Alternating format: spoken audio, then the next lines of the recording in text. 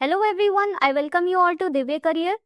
Students, आज का session है based on IEFS exam analysis. तो जो शिफ्ट 1 हुआ है आज के डेट पे 2 नवंबर 25, तो उसमें हम लोग देखेंगे कौन कौन से क्वेश्चंस आए हैं, उनके जो भी क्वेश्चंस हम लोग को मिल पाए हैं वो डिस्कस करेंगे और उनके आंसर्स भी डिस्कस करेंगे। तो ये सेशन काफी इंपॉर्टेंट है फॉर द स्टूडेंट्स जिनका की शिफ्ट 2 या शिफ्ट 3 में पेपर है, इवन जिनका नेक्स्ट ईयर के लिए भी प्रिपरेशन कर रहे हैं उनके लिए भी it also works as a PYQ। तो चलिए फिर स्टार्ट करते हैं हम लोग आज का सेशन। तो अगर सेशन की बात की जाए शिफ्ट 1 की, तो जो पेपर आया है वो आपका मॉडरेट लेवल का पेपर है, ना तो बहुत इजी है बहुत डिफिकल्ट भी नहीं है। ठीक है, तो क्वेश्चंस हम लोग अगर डिस्कस करें तो सबसे पहले आपका क्वेश्चन आया है बेस्ड ऑन फॉर्मूला, डायरेक्ट पूछा गया है of GDP price deflator. So GDP price deflator का फॉर्मूला जो आपको करेक्ट मार्क करना था that was nominal GDP divided by real GDP into 100। तो ये करेक्ट फॉर्मूला था जो आपको मार्क करके आना था। तो डायरेक्ट फॉर्मूला बेस्ड क्वेश्चन आया। नेक्स्ट आपका एनएनपी का डायरेक्ट फॉर्मूला आया था जिसमें आपका जीएनपी माइनस डेप्रीशिएशन होता है वैसे तो नेट नेशनल प्रोडक्ट। तो हो सकता है आपको ये दिया हो ऑप्शंस में, या हो सकता है आपको इस तरीके से कुछ दिया हो एनएनपी फैक्टर कॉस्ट का। तो उसका भी आपको फॉर्मूला पता होना चाहिए। It is NNP market price minus indirect taxes plus subsidies. और हो सकता है कि ऑप्शन में कुछ इस तरीके से दिया हो जहां जीएनपी को भी आगे बाइफरकेट किया हो। सो जीएनपी क्या होता है वो भी पता होना चाहिए, gross national product which is GDP plus net factor income from abroad. तो ये सारे फॉर्मूलेस पता होने चाहिए। ऑप्शन किसी भी तरीके से आपका इससे बन सकता था, तो आप जीडीपी जीएनपी एनडीपी एनएनपी सभी के अच्छे से फॉर्मूलेस कर जाइएगा। देन आपका फिस्कल डेफिसिट के ऊपर बेस्ड पूरा न्यूमेरिकल आया था जहां पूरी टेबल दी थी, आपको फिस्कल डेफिसिट कैलकुलेट करना था। ये हमारा सेशन हुआ था ऑन द न्यूमेरिकल्स बेस्ड, उस पे हमने फिस्कल डेफिसिट के काफी क्वेश्चंस किए भी थे। फिस्कल डेफिसिट आपका क्या होता है, total expenditure of government minus the total revenue, जिसमें कि अगर गवर्नमेंट ने बोरोइंग्स करी है so it excludes the borrowing. Actually यही शो करता है कितनी बोरोइंग रिक्वायरमेंट है। टेबल में प्राइमरी डेफिसिट भी दिया हुआ था। सो प्राइमरी डेफिसिट होता है आपका fiscal deficit minus interest payment. उसमें क्या था, प्राइमरी डेफिसिट और इंटरेस्ट पेमेंट वगैरह दिया था, उससे फिस्कल डेफिसिट कैलकुलेट करना था। तो आपका primary deficit plus interest payment is equal to fiscal deficit हो जाता है। तो ये सब कुछ फॉर्मूलेज है जिनके बेसिस पे आपको इसका न्यूमेरिकल सॉल्व करना था। नेक्स्ट आपसे डायरेक्ट पूछा था turnover ratio for the micro and small enterprises. देखिए लिमिट दोनों की चेंज हुई है, माइक्रो स्मॉल मीडियम की investment limit turnover limit, but ratio अभी भी सेम है दैट इज 1:10 जो आपको मार्क करना था। ओके अभी जो नई लिमिट हो गई है माइक्रो एंटरप्राइजेस की फॉर द टर्नओवर हो गई है आपकी 10 करोड़ की, और स्मॉल एंटरप्राइजेस की हो गई है 100 करोड़। तो इनका रेशियो निकालना था विच वॉज 1:10। तो इसी तरीके से investment limit turnover limit MSc में तीनों की ही आपको पढ़ के जानी रहेगी। देन आपका ट्रेड रिसीवेबल डिस्काउंटिंग सिस्टम, इस पे कुछ इस तरीके का क्वेश्चन आया था कि मान लीजिए ड्यू डेट पे अगर जो बायर है वो डिफॉल्ट कर देता है तो जो फाइनेंसर है बैंक है जिसने की एमएससी को फाइनेंस किया है ऑन द ट्रेड प्लेटफॉर्म, क्या वो उसके अगेंस्ट में प्रोसीड कर सकता है फॉर द रिकवरी और नॉट। तो उसका आंसर था नहीं कर सकता है प्रोसीड, बिकॉज ट्रेड पे क्या होता है it is done without recourse basis. वैसे ही जो फॉरफिटिंग होता है that is also done without recourse. तो ये एक तरीके से इसमें क्रेडिट प्रोटेक्शन मिल जाता है एमएससी सेलर को। तो अगर बायर डिफॉल्ट भी करता है तो बैंक्स या जो भी फाइनेंशियल इंस्टीट्यूशन है इसके अगेंस्ट में प्रोसीड नहीं कर सकते हैं। So trade is without recourse, it is not with recourse. With recourse आपका कुछ फैक्टरिंग होता है और फोरफिटिंग भी आपका विदाउट रिकोर्स होता है। ओके नेक्स्ट उसमें कुछ स्टेटमेंट्स दिए थे क्वेश्चंस में and you have to tell which of the following is not a brown field और नॉट अ ग्रीन फील्ड। तो कुछ स्टेटमेंट्स थे आपको उसमें देखना था कि वो ग्रीन फील्ड की कैटेगरी में आते हैं कि ब्राउन फील्ड की में। तो स्टेटमेंट्स पे आप ऐसे समझ सकते हो कि कोई नया कंस्ट्रक्शन हो रहा है, नया डेवलपमेंट हो रहा है on the new land that comes under the green field enterprises. Brown field में क्या होता है, जहां पे रीडेवलपमेंट हो रहा है on the previously used sites, तो वो ब्राउन फील्ड में आता है। तो स्टेटमेंट देख के आपको वो समझना था कि वो ब्राउन फील्ड है कि ग्रीन फील्ड है। देन क्वेश्चन आया था बेस्ड ऑन की कौन कौन से इसमें ऑप्शंस दिए थे जो एक्स ऑफिशियो मेंबर कैटेगरी में आते हैं of monetary policy committee. Okay, so monetary policy committee में आपके देखिए टोटल 6 मेंबर्स होते हैं, जिसमें आपके 3 मेंबर्स जो होते हैं वो आपके एक्स ऑफिशियो मेंबर्स होते हैं, जिनमें 3 कौन कौन से हो गए जो आपको मार्क करने थे। एक्चुअली आरबीआई गवर्नर होता है एक्स ऑफिशियो में, आरबीआई का डेप्यूटी गवर्नर होता है who is in the charge of monetary policy, और तीसरा होता है an officer of RBI who is appointed, RBI officer who is nominated by central board. तो तीसरा आपका आरबीआई ऑफिसर होता है who is nominated by central board. तो ये 3 होते हैं who act as ex officio members of monetary policy committee. बाकी जो 3 अदर मेंबर्स होते हैं they are appointed by central government and they do not fall under the ex officio category. So total monetary policy committee में 6 members होते हैं, जिनमें ये 3 member RBI governor, RBI deputy governor in charge of monetary policy and the RBI officer nominated by central board, these 3 come under the ex officio member category. तो ये आपको mark करना था। नेक्स्ट आपका क्वेश्चन आया था बेस्ड ऑन नाफिड शेयर होल्डिंग। तो नाफिड share holding में जो गवर्नमेंट ऑफ इंडिया उसका 100% शेयर्स है and which they want to phased manner में रिड्यूस करेंगे बाय 26%। तो ये मार्क करना था आपको। नेक्स्ट था question based on reporting under FDI automatic route. तो एफडीआई ऑटोमेटिक रूट में क्या है, इन्वेस्टमेंट्स के लिए कोई गवर्नमेंट अप्रूवल की जरूरत नहीं है, बट इसमें 2 रिपोर्टिंग करनी रहती है आरबीआई को। ओके, आरबीआई को फॉरेन एक्सचेंज डिपार्टमेंट में रिपोर्टिंग करनी होती है अंडर द फर्म्स पोर्टल, एक इसका होता है जिसमें 2 रिपोर्टिंग होती है और कितने डेज में करनी होती है वो मार्क करना था। तो 30 डेज पे 2 रिपोर्ट्स भेजनी होती है, एक 30 डेज पे भेजनी होती है ऑफ रिसीट ऑफ फंड्स, और दूसरी रिपोर्टिंग होती है with in 30 days of issuing shares. तो उसमें डेज लिखे थे जिसमें आपको 30 मार्क करके आना था, 30 डेज। देन आपका प्रायोरिटी सेक्टर लेंडिंग का लिमिट पूछा था रेन्यूएबल एनर्जी में। इसमें पहले लिमिट था 30 करोड़ तक का जो लोन पीएसएल में देते थे वो एलिजिबल होता था अंडर प्रायोरिटी सेक्टर। अब इसकी लिमिट बढ़ गई है, अब इसकी 35 करोड़ लिमिट हो गई है, तो आपको वो मार्क करना था 35 करोड़। इसमें दोनों के लिए लिमिट पूछी गई थी। वैसे आपकी रेन्यूएबल एनर्जी जैसे पब्लिक यूटिलिटी वगैरह के लिए अगर कर रहे हैं तो उसकी जो लिमिट है वो 35 करोड़ है, अगर renewable energy based power generators है पब्लिक यूटिलिटीज वगैरह के लिए। और अगर हाउस होल्ड लिमिट है, पर हाउस होल्ड लिमिट जैसे आप अपने घर के ऊपर कोई सोलर पैनल वगैरह लगा रहे हैं तो हाउस होल्ड लिमिट 10 लाख, तो 10 लाख तक का अगर रेन्यूएबल एनर्जी के लिए लोन लेंगे तो वो पीएसएल में काउंट होता है। सो पब्लिक यूटिलिटीज के लिए 35 करोड़ दोनों लिमिट पूछी गई है और हाउस होल्ड के लिए 10 लाख। तो ये आपके आंसर थे जो आपको मार्क करने थे। नेक्स्ट आपका पूछा था maximum tenure of public deposit with NBFC. तो एनबीएफसी आपको याद रखना है डिमांड डिपॉजिट नहीं एक्सेप्ट कर सकता, सिर्फ टर्म डिपॉजिट एक्सेप्ट कर सकता है जिसका मिनिमम टेन्योर होता है 1 ईयर का यानी कि 12 मंथ्स का, और मैक्सिमम होता है 60 मंथ्स का यानी कि 5 ईयर्स का। सो 2 क्वेश्चन इससे आए थे, पहला तो कि ये डिमांड डिपॉजिट एक्सेप्ट कर सकता है कि नहीं, तो नहीं कर सकता, सिर्फ टर्म डिपॉजिट्स, और मैक्सिमम 60 मंथ्स के लिए कर सकता है, that is 5 years. Then questions थे जिसमें स्टेटमेंट्स दिए थे, you have to tell which of the following are the limitations of micro economics. तो माइक्रो इकोनॉमिक्स के जो लिमिटेशंस है वो पढ़ जाइएगा, जैसे कि जो माइक्रो इकोनॉमिक्स होता है वो सिर्फ इंडिविजुअल यूनिट्स पे फोकस करता है, तो जो मैक्रो इकोनॉमिक इश्यूज होते हैं उसको एनालाइज नहीं कर पाता, जैसे जो इन्फ्लेशन अनएम्प्लॉयमेंट, तो उसके लिए मैक्रो इकोनॉमिक्स है। तो लिमिटेशंस इसके देख जाइएगा।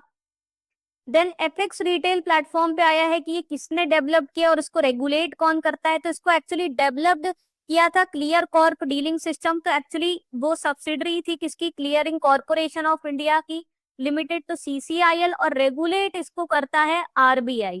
ठीक है, तो डेवलप जो किया था वो subsidiary of Clearing Corporation of India CCIL ने, और रेगुलेट इसको कौन करता है, आरबीआई करता है। And it is a web based platform for the forex dealings, forex dealings के लिए यूज होता है। देन क्वेश्चन आया था जिसमें स्टेटमेंट्स दिए थे and you have to tell which NBFCs are not included under integrated ombudsman. तो उसमें देखिए core investment companies integrated ombudsman में नहीं डील होती है, then infrastructure debt fund NBFC इसके अंदर में नहीं आती है। Then NBFC infrastructure finance companies के अंदर में नहीं आती है। दोज एनबीएफसी जिनका कोई कस्टमर इंटरफेस नहीं है, विदाउट अ कस्टमर इंटरफेस, और असेट साइज अगर बिलो है लेस देन 100 करोड़, तो वो इसके अंदर में नहीं आती है। कुछ हाउसिंग फाइनेंस कंपनीज भी इंटीग्रेटेड ओम्बड्समैन में नहीं आती है। तो ये कुछ लिस्ट है एनबीएफसी की जो कि इंटीग्रेटेड ओम्बड्समैन के अंदर में नहीं डील की जाती, तो ये आपको मार्क करना था।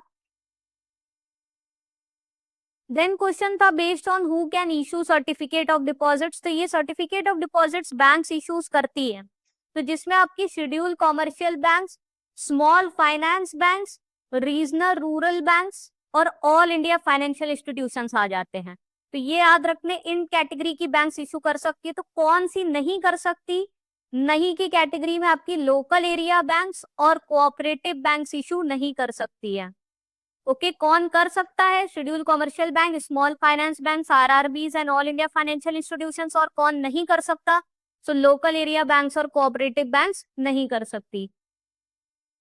देन आपके कुछ स्टेटमेंट्स दिए थे related to venture capital funding, उसमें आपको मार्क करना था which of the following is a false statement, तो वो आप पढ़ के जाइएगा वीसीस के बारे में। देन आईएमएफ फंक्शंस के ऊपर स्टेटमेंट्स आए थे, उसमें आपको फाइंड करना था इनमें से कौन सा फंक्शन है that is performed by IMF और कौन सा उनके स्कोप में नहीं आता है, तो उस पे क्वेश्चंस आए थे। देन क्वेश्चन आया था which is not a sunrise sector, तो सनराइज सेक्टर क्या है? जो डेवलपिंग सेक्टर है, जिनमें आगे चलकर फ्यूचर पोटेंशियल है, जैसे डिजिटल टेक्नोलॉजीज का हो गया, ईवी का हो गया, वो सनराइज में। तो नॉट सनराइज में जो भी ट्रेडिशनल सेक्टर्स हैं, जैसे कि आयरन स्टील सेक्टर हो गया, सीमेंट का हो गया, टेक्सटाइल हो गया, वो सनराइज सेक्टर में नहीं होंगे। तो ऑप्शंस में आपको देख के पता चल जाएगा जिन पे आजकल बहुत चर्चा हो रही है, फ्यूचर पोटेंशियल है, ईवी का, रिन्यूएबल एनर्जी का, डिजिटल टेक्नोलॉजी, आर्टिफिशियल इंटेलिजेंस, वो सब सनराइज में आएंगे। और जो ट्रेडिशनल सेक्टर है, आयरन स्टील सीमेंट, ये सब सनराइज में नहीं आएंगे। तो उसके हिसाब से आपको करेक्ट ऑप्शन मार्क करना था। देन आया था para banking services, come under para banking services जो होती है एडिशनल सर्विसेज जो कि बैंक्स ले सकती है, like insurance fund, pension fund, broking, PMS. तो ये सब किसके अंडर में रेगुलेट होती है? आरबीआई के अंदर में ही रेगुलेट की जाती है। देन पूछा था अगर जैसे कॉर्पोरेट्स को कॉमर्शियल पेपर इशू करने तो उसकी मिनिमम रेटिंग रिक्वायरमेंट, तो मिनिमम रेटिंग रिक्वायरमेंट A3 होनी चाहिए for eligible to issue the commercial paper. तो इसका आंसर आपको A3 मार्क करना था। और अगर 1000 करोड़ से ज्यादा का इशुएंस हो रहा है तो 2 क्रेडिट रेटिंग एजेंसी से रेटिंग लेनी रहती है, और जो मिनिमम रेटिंग होती है वो अप्लाई करनी होती है, ये एडिशनल इंफॉर्मेशन है। नेक्स्ट आपका टेन्योर पूछा गया था related to bill rediscounting system.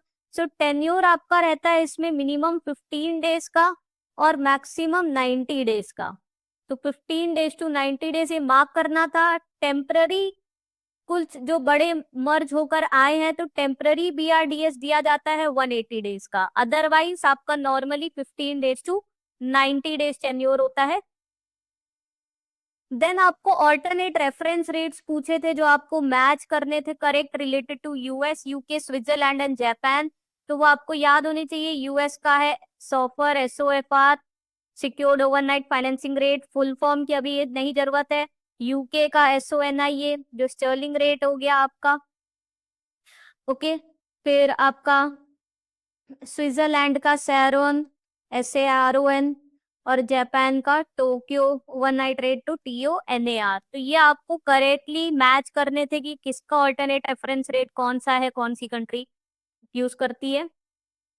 Then micro finance loan से क्वेश्चन आया था कि जो माइक्रो फाइनेंस लोन्स जो दिए जाते हैं, ओके, जो स्मॉल अमाउंट ऑफ लोन्स होते हैं जिसमें कुछ इंटरेस्ट सबवेंशन वगैरह भी रहता है, MFIs देती है, तो वो मैक्सिमम हाउस होल्ड इनकम क्या रहती है जिनको ये दिए जाते हैं? सो करेक्ट आंसर था अप टू ₹3 लाख। 3 लाख तक के जो हाउस होल्ड इनकम वालों को जो लोन्स दिए जा रहे हैं स्मॉल कैटेगरी के, that comes under the micro finance loan category. Then आपका एक क्वेश्चन एनबीएफसी फैक्टर्स के ऊपर आया था। एनबीएफसी फैक्टर्स कौन से होते हैं? जिनका 75% जो एसेट्स है, लोन्स है, ओके, वो सारी जो भी फंडिंग वो किससे आ रही है? मेन फैक्टरिंग सर्विसेज से आ रही है। और बाकी इनका NOF requirement, net own fund requirement 5 crore का होता है। तो ये कुछ जरूरी चीजें हैं जो पता होनी चाहिए। देन आपके questions money demand curve, ISLM curve, ये वाले पढ़ जाइएगा। ओके, जो थ्योरीज ऑफ इंटरेस्ट का चैप्टर है, हमेशा इसमें काफी क्वेश्चंस आते हैं, इस बार ज्यादा नहीं 2 से 3 क्वेश्चंस पूछे गए हैं, तो वो अच्छे से पढ़ जाइएगा। कोर्स केस बेस्ड क्वेश्चंस रहते हैं, ये लेंदी क्वेश्चंस। देन आपका जो बिजनेस साइकिल्स है, बूम, रिसेशन, डिप्रेशन, उस पे जो क्वेश्चन आया था that was based on boom phase. तो ऑफ कोर्स उसमें कुछ स्टेटमेंट्स दिए थे और आपको फाइंड करना था ये कौन से फेज से रिलेटेड है। तो करेक्ट आंसर आपका बूम फेज था। बूम फेज वो होता है जहाँ पे प्रोडक्शन कैपेसिटी को फुली यूटिलाइज किया जाता है, इन्फ्लेशन बढ़ने लगता है धीरे धीरे because there is increase in demand which is and supply में not be able to commensurate with that demand. Okay, तो वो हाई प्रॉफिट का फेस रहता है, that is a boom phase, जिसपे आपका आया था क्वेश्चन। नेक्स्ट आपकी केस स्टडीज आई थी based on exceptions of law of demand. देखिए ये विबलेन जिफिन गुड्स इस पर आई थी। ओके, तो इस पर हमने ऑलरेडी केस स्टडी करी भी, अपने चैनल पे डाली भी थी मैराथन में, case study on Veblen goods, Giffen goods, ISLM पे भी डाली थी, क्योंकि ये इंपॉर्टेंट टॉपिक्स है जिनसे रिपीटेड केस स्टडीज आती है और कई क्वेश्चंस आते हैं। ओके, तो वो एक बार आप गो थ्रू कर लीजिएगा तो आपको आसानी हो जाएगी एग्जाम में केस स्टडी करने के लिए। देन आपका क्वेश्चन आया था based on principle of insurance. तो प्रिंसिपल ऑफ इंश्योरेंस आपके 6 प्रिंसिपल्स है, उनको अच्छे से पढ़ के जाइएगा। ओके, उस पर आपका क्वेश्चन आया था एग्जाम में। तो principle of utmost goods paid, insurable interest, indemnity, subrogation, contribution and proximity clause. तो इसमें आया था कौन सा इनमें से एक नहीं है प्रिंसिपल ऑफ इंश्योरेंस। तो इन 6 को छोड़कर अगर कोई भी था ऑप्शन तो वो उसकी कैटेगरी में नहीं आएगा। बाकी ये सारे प्रिंसिपल्स भी क्लियर कर लीजिएगा। देन आपका होल्डिंग पीरियड आया था फॉर द लिस्टेड इनविट ट्रस्ट। जो अगर जो इनविट ट्रस्ट है, ठीक है, अगर वो होल्ड कर रहे यूनिट्स, तो अगर शॉर्ट टर्म कैपिटल गेन की क्वालिफिकेशन करना है तो होल्डिंग पीरियड होगा 12 मंथ्स। पहले 36 मंथ्स था जिसको रिड्यूस करके 12 मंथ्स कर दिया है। सो 12 मंथ्स तक होल्ड करके बेचेंगे तो short term capital gain tax लगता है which is now flat at the rate 20%, जिसको ऑफकोर्स 20% कर दिया। Long term capital gain tax more than 12 months में लगता है विच वॉज 12.5%। तो पहले 36 मंथ्स था जो मैकमिलन में भी है, बट वो रिड्यूस हो गया है, 12 मंथ्स हो गया है। तो 12 मंथ्स होल्डिंग पीरियड आपको मांग करना था इसका। नेक्स्ट आपका क्वेश्चन आया था based on try party repo. So try party repo क्या होता है उसके बारे में पढ़ जाइएगा। इसमें एक थर्ड पार्टी भी होती है अदर देन द बोरोअर और लेंडर, जिसको ट्राई पार्टी एजेंट कहते हैं, who act as an intermediary between the borrower and lender. जो ये काम करती है जैसे कि कोलेटरल कौन सा सेलेक्ट होना चाहिए, पेमेंट सेटलमेंट का काम करती है, प्रॉपर कोलेटरल है कि नहीं है। ओके, सो वो पूरे ट्रांजेक्शन्स को क्या करती है, मैनेज करती है। सो ट्राई पार्टी रेपो पे आया था। देन आपका PM विश्वकर्मा पे आ गया था कि इसमें कितने सेक्टर्स हैं और कितने ट्रांचेस में लोन दिया जाता है, विच वॉज एक्सपेक्टेड नहीं था वैसे। तो इसमें 18 ट्रेडिशनल सेक्टर्स कवर होते हैं और इसमें कोलेटरल फ्री लोन दिया जाता है फॉर द एंटरप्राइज डेवलपमेंट, जिसमें 2 ट्रांचेस में लोन दिया जाता है। जो फर्स्ट ट्रांच होता है that is up to ₹1 lakh, जिसका रीपेमेंट करना रहता है विद इन 18 मंथ्स। और जो सेकेंड ट्रांच होता है दैट इज ऑफ 2 lakhs, जिसका रीपेमेंट करना रहता है विद इन 30 मंथ्स। तो ये थे question based on PM Vishwakarma. Then आपका क्वेश्चन आया था based on payment banks, small banks. तो इनकी जो भी करेक्टरिस्टिक्स है वो देख लीजिएगा। जैसे जो पेमेंट बैंक्स है वो लोन्स क्रेडिट कार्ड नहीं दे सकते हैं, 75% इनको गवर्नमेंट सिक्योरिटी में इन्वेस्ट करना रहता है। स्मॉल बैंक्स दे सकते हैं, क्रेडिट कार्ड्स है, लोन सब में कर सकते हैं। तो वो सब थोड़ी करेक्टरिस्टिक्स पढ़ जाइएगा। नेक्स्ट बैंकिंग सेक्टर रिफॉर्म्स पे आया था, तो ये काफी बड़ा टॉपिक है, उसको अच्छे से देख जाइएगा। साथ में ईज के ऊपर काफी क्वेश्चंस आए थे, तो ईज रिफॉर्म्स को अच्छे से पढ़ जाइएगा। देन FDI लिमिट पूछी गई थी इंश्योरेंस इंटरमीडियरीज की, तो इसका करेक्ट आंसर था 100% है FDI limit of insurance intermediaries.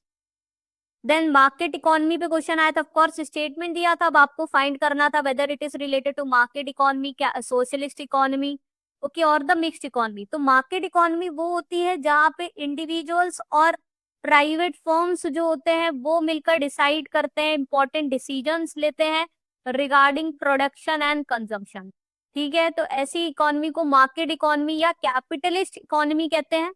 Socialist या कमांड इकोनॉमी वो होती है जहां पे गवर्नमेंट मेजर डिसीजंस लेती है regarding production and consumption. Then mixed economy आती है। ओके, तो मेजरली इकोनॉमीज मिक्स्ड इकोनॉमी होती है। इंडिया भी मिक्स्ड इकोनॉमी है जहाँ पे प्राइवेट और गवर्नमेंट दोनों मिलकर डिसाइड करते हैं। देन क्वेश्चन आया था something based on bank finance to NBFC criteria. तो कौन से क्राइटेरियाज हैं जो एनबीएफसी को फॉलो करने रहते हैं to be eligible for bank finance. Okay, तो वो प्रॉपरली क्या है, रजिस्टर्ड होने चाहिए आरबीआई के साथ या कुछ सेबी के साथ। देन कुछ डिपॉजिट रिक्वायरमेंट उनको मीट करना रहता है, कंप्लायंस करना रहता है, उससे रिलेटेड कुछ स्टेटमेंट्स थे। देन उद्यमी मित्र पोर्टल डेवलप्ड बाय पूछा गया था, इसका करेक्ट आंसर आपको सिडबी मार्क करना था। सो उद्यमी मित्र पोर्टल जो है आपका वो एमएससीज के लिए किया गया है जहां पर उनको फाइनेंसिंग, हैंड होल्डिंग सपोर्ट वगैरह दिया जाता है। देन क्वेश्चन आया था banking regulation act is not applicable on. तो ये आपको याद रखना है, it is not applicable on primary agricultural credit societies and cooperative land mortgage banks. इन दोनों पर बैंकिंग रेगुलेशन एक्ट एप्लीकेबल नहीं होता है, primary agricultural credit societies and cooperative land mortgage banks. Then question आया था based on section 24 of banking regulation act. Section 24 of banking regulation act deal with statutory liquidity ratio, जहां पर ये कहते हैं कि बैंक्स को certain percentage of their NDTL they should keep it as a reserve in the form of cash, gold and unencumbered approved government securities. तो section 24 किस पर बेस्ड है, स्टैट्यूटरी लिक्विडिटी रेशियोज पे। उसी तरीके से कैश रिजर्व रेशियो का कौन सा सेक्शन है, ठीक है, वो सब भी आपको पता होने चाहिए, उस पे क्वेश्चंस आते हैं। देन आपका क्वेश्चन आया था related to borrowing limit of primary dealer in inter corporate deposit market और इसका मिनिमम टेन्योर पूछा गया था। सो जो इंटर कॉर्पोरेट डिपॉजिट मार्केट होते हैं यहाँ पे जो प्राइमरी डीलर का बोरोइंग लिमिट होता है वो होता है 150% of net own fund as of previous financial year, ठीक है, और मिनिमम जो टेन्योर होता है दैट इज 7 डेज। तो ये आपको मार्क करना था। एक्चुअली उसमें क्या था, नेट ओन फंड दिया था और आपको बोरिंग लिमिट फाइंड आउट करनी थी, तो आपको 150% ऑफ एनओएफ से इसको कैलकुलेट करना था। और दूसरा क्वेश्चन था इसका रिगार्डिंग मिनिमम टेन्योर जिसमें आपको 7 डेज मार्क करना था। देन आपका क्वेश्चन आया था based on which of the following is not one of the credit information companies. तो आपको याद रखना आरबीआई के थ्रू 4 ही क्रेडिट इंफॉर्मेशन कंपनीज है जो ऑथराइज्ड है, which includes your CIBIL, Experian, Equifax and CRIF High Mark. इसके अलावा कोई भी दूसरा ऑप्शन होगा तो वो क्रेडिट इंफॉर्मेशन कंपनी में नहीं आता है। तो एग्जाम में इन्फोमेरिक्स करके दिया था तो वो आपको मार्क करना था as not one of the CIC. तो सिर्फ ये 4 ही सीआईसी है ऑथराइज्ड बाय आरबीआई। नेक्स्ट आपके कुछ क्वेश्चंस आए थे बेस्ड ऑन एमएससी स्कीम्स, तो उसमें आप एस्पायर है, स्फूर्ति है, मिल्ली, ये सब स्कीम्स पढ़ जाइएगा। ओके, देन क्वेश्चन आया था based on category 4 merchant banks. तो जो कैटेगरी 4 मर्चेंट बैंक्स होते हैं वो आपको याद रखना है, they could only act as advisor और कंसल्टेंट टू द इशू, ठीक है, वो सिर्फ एज एन एडवाइजर और कंसल्टेंट की जैसे एक्ट कर सकते हैं। They can not act as a underwriter, they can not manage the issue. Okay, सिर्फ एडवाइजर और कंसल्टेंट के जैसे एक्ट करते हैं वो। देन आपका केस स्टडी आया था based on differences between merchant banks and commercial bank. तो केस स्टडी आप कर लोगे अगर आपको सारे डिफरेंसेस क्लियर है तो। जो मर्चेंट बैंक्स होते हैं they are regulated by SEBI और जो कमर्शियल बैंक्स होते हैं they are regulated by RBI regulations. Merchant banks, they mainly deal with raising the equity based finance for the companies. Commercial based banks of course जो normally वो loans वगैरह provide करते हैं, so they are related with debt financing. Merchant banks, they are management oriented and commercial banks, they are mainly assets oriented. इनकी जो activities होती है merchant bank की, they are related to capital structuring, amalgamation, takes over. और जो commercial banks होते हैं they are mainly related with the financers. Okay, तो ये सब कुछ डिफरेंसेस है जो आपको क्लियर होने चाहिए, वो अगर पता होंगे तो आप बहुत ही इजिली इसका केस कर लोगे। देन अब कुछ डेरिवेटिव पे क्वेश्चन आया था जिसमें कुछ स्टेटमेंट्स दिया था और आपको फाइंड करना था which among the following is a wrong statement related to derivatives. तो वो क्लियर नहीं है एक्चुअल में क्वेश्चंस क्या था, तो डेरिवेटिव्स का अच्छे से पढ़ जाइएगा, स्वैप्स, ऑप्शंस, इनके बारे में अच्छे से पढ़ के चले जाइएगा। तो मेनली हमारे पास 45 क्वेश्चंस हैं जो हमें आए हैं थ्रू द स्टूडेंट्स जिन्होंने फर्स्ट जो शिफ्ट में एग्जाम दिया है। तो ये क्वेश्चंस है, इनमें जिनमें हो सकता था पॉसिबल, मैंने आंसर्स भी डिस्कस कर लिए हैं। तो ये सेशन काफी यूजफुल होने वाला है जिनका सेकेंड या थर्ड शिफ्ट में एग्जाम है, इवन नेक्स्ट ईयर में भी एग्जाम है। सेशन पसंद आया हो तो जरूर से लाइक करके चैनल सब्सक्राइब कर दीजिएगा, जिससे जब भी हमारा वीडियो आएगा आपको टाइमली नोटिफिकेशन मिल जाएगा। सभी जो हमारे सेशंस है इनकी पीडीएफ्स आपको हमारे टेलीग्राम ग्रुप में मिल जाएगी, उसकी लिंक डिस्क्रिप्शन बॉक्स में शेयर कर दी है, तो वो ग्रुप जरूर से ज्वाइन कर लीजिएगा। See you in the next session. Thank you.